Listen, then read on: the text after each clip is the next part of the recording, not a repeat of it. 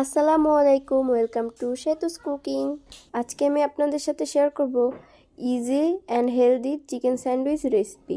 তো এর জন্য প্রথমে আমি বড় এক টুকরা চিকেন একটু লবণ আর আদা রসুন কুচি দিয়ে সিদ্ধ করে নিয়েছি। তারপর এটিকে একটু ছাড়িয়ে নিব।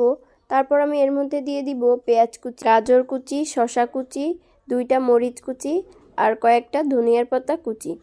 তারপর আমি এর মধ্যে দিয়ে দিব হাফ টেবিল চামচ গোলমরিচ গুঁড়া আর দিয়ে দিব 3 টেবিল চামচ মেয়োনিজ। এই মেয়োনিজটা আমি ঘরেই তৈরি করেছি, পরে এক সময় আপনাদের সাথে রেসিপিটি শেয়ার করব। আর 2 টেবিল চামচ টমেটো সস। এগুলো দিয়ে আমি সুন্দর করে এটাকে মিক্স করে নিব। তারপরে এটাকে আমি একদম ভালোভাবে মিশিয়ে নিয়ে এবারে আমি ব্রেডের মধ্যে এটা দিয়ে দিব। ব্রেডগুলোকে একটু সুন্দর দেখার জন্য আমি ত্রিকোণ সাইজের কেটে নিয়েছি। তারপর ব্রেডের মধ্যে একে একে পুরগুলো দিয়ে দিব। এই তো তৈরি হয়ে গেল easy and healthy chicken sandwich. এই স্যান্ডউইচটা একদম ঘরের তৈরি। আপনারা চাইলে এটা হালকা একটু বাটারের মধ্যে সটে করে নিতে পারেন, তাহলে খেতে আরও মজা হবে।